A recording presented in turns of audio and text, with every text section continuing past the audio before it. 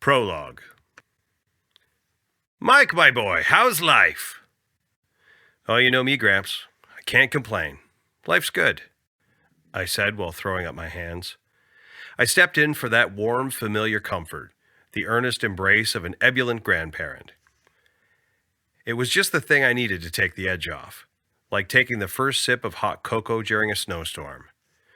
I'm not sure which one of us appreciated it more, but either way, it was well needed with all that was going on in the world.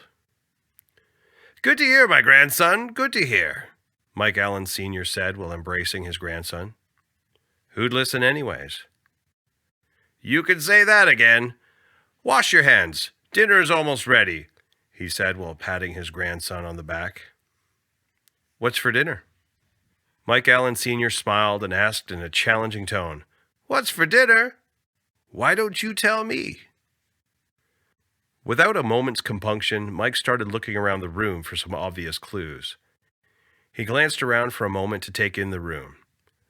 The kitchen was a narrow galley-style kitchen like the kind you might find on a cruise ship. The walls were only about 6 feet apart and 8 feet tall. The rustic white oak cabinets ran along the wall for about 15 feet on both sides of the room. The walls and countertop adorned a classic white 6x6 subway tile. Time weighed heavily on my grandfather, much like the once pristine grout that had become smothered in grayish grime. Eyes closed, no cheating, he said while slapping his grandson's hand. Can't even cut me some slack? Come on, I'm your only grandson. Isn't that good for something? If you invested half as much time and energy in concentrating as you did complaining, you might have made one hell of a detective. Now, what do you know? Think. Mike took a snarled whiff from his narrow nostrils. Unfortunately, he didn't inherit his Napoleonic nasal passages from his Sicilian grandfather. It smells like garlic. Boom, Mike said with a little bit of bravado and a beveled laugh. Garlic? Really? We're Italian. When does it not smell like garlic? The stuff practically comes out of our pores. What else? What do you see? Try and remember. Tap, tap, tap. Mike Sr. impatiently tapped his fingers on the table like a Romanian tap dance instructor setting a tone. It was just the annoyingly repetitive sound that restricted continuous contemplation. Tap, tap, tap. The pacing of the tapping had a particularly peculiar persistency. The kind of tapping that sent shockwaves into my subconscious mind. The kind of tapping that reverberated like a radiolucent ping on a radar screen.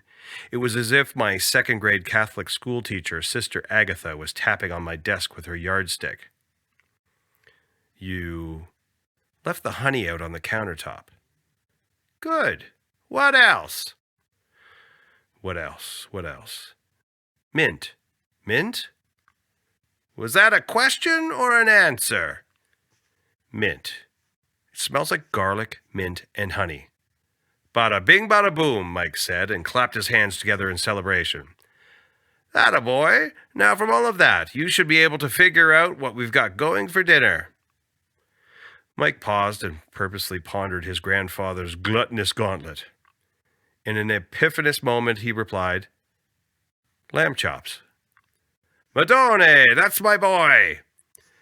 Maybe you're not such a lost cause after all, he said while slapping his grandson on the back. It was the slow, philanthropic patting of a loving grandfather. The fleeting kind of pat on the back you never wanted to go away. It's funny how the simplest of gestures in life often paid the greatest dividends. Now, go make yourself useful and preheat the oven. Sure thing, Grab. 375 or what? 375? What, you're nuts? Mike, low and slow. Mike sprung up from the kitchen table and slid his wooden chair back in. The heels of the chair scraped along the tile floor as Mike pushed the chair back in.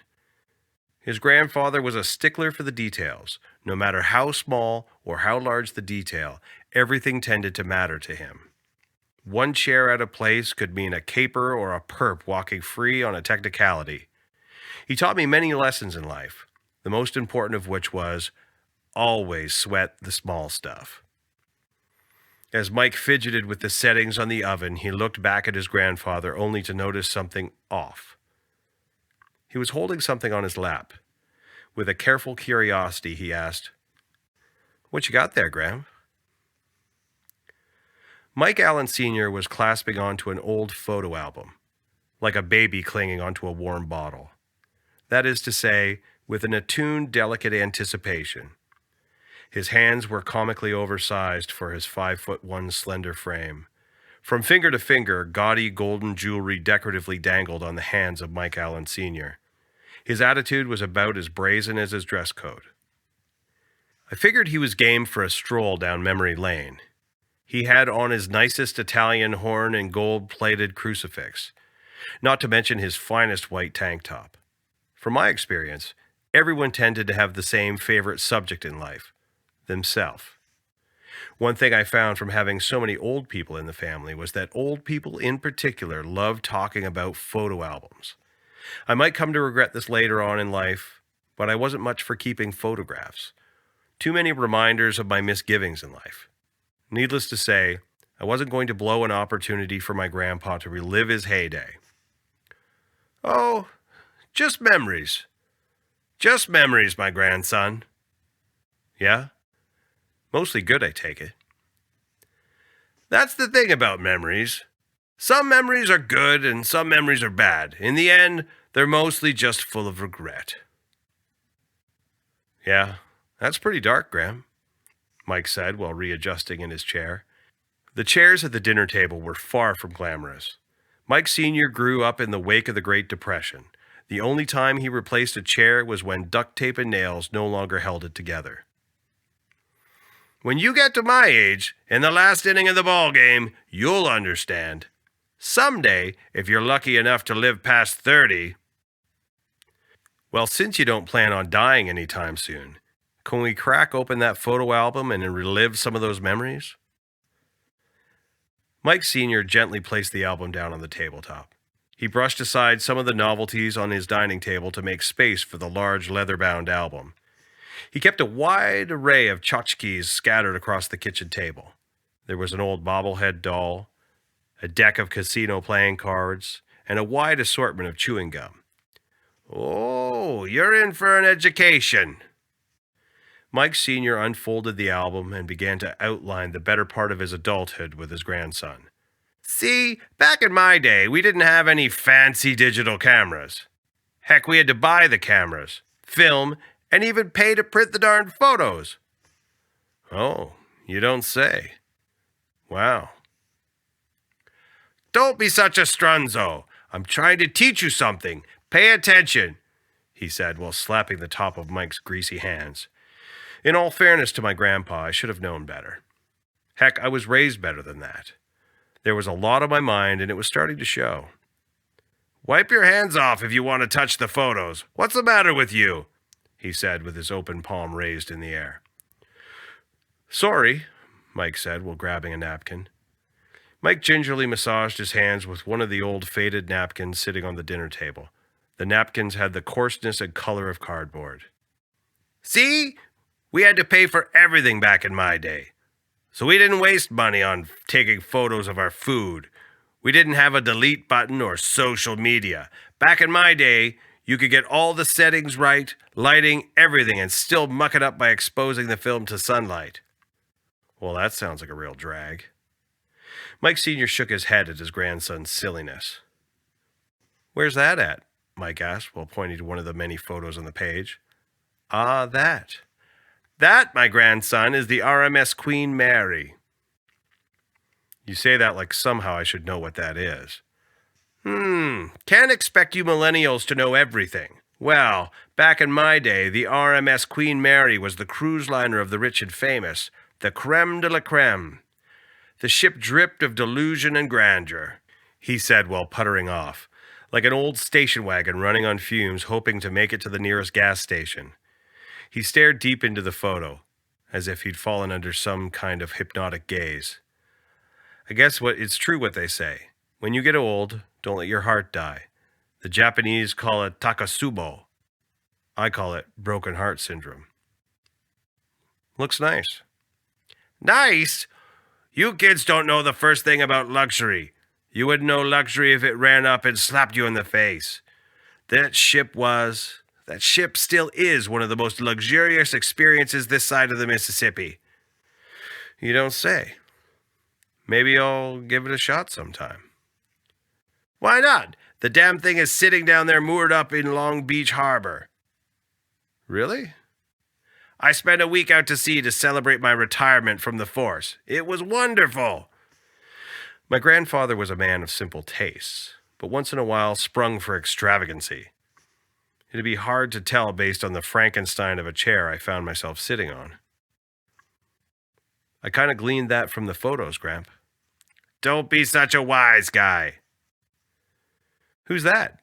I said, while pointing to one of the photographs. Her? Oh, just someone I met on the boat.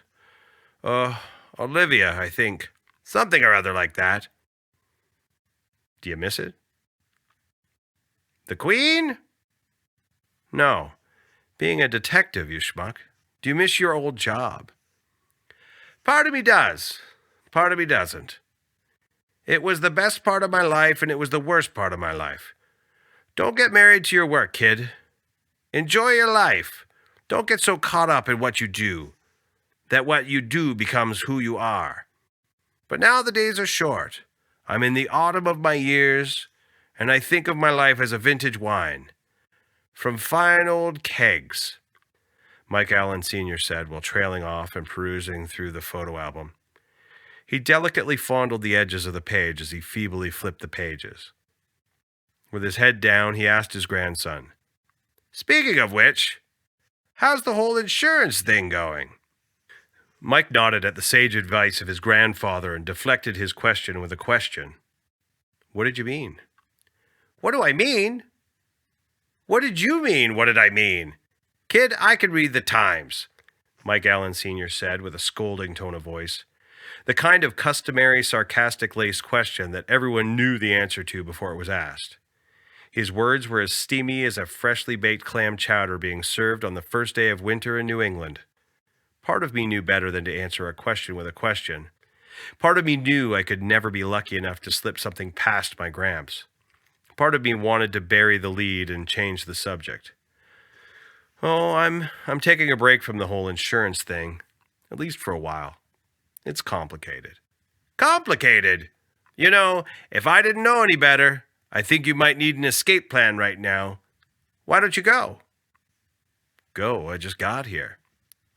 Stop being such a putz. Why not give it a shot? Heck, make a grand old time of it. Meet some people. Make some friends. Go and make your own photo album. There's one guarantee in life. You got one life to live, so go live it.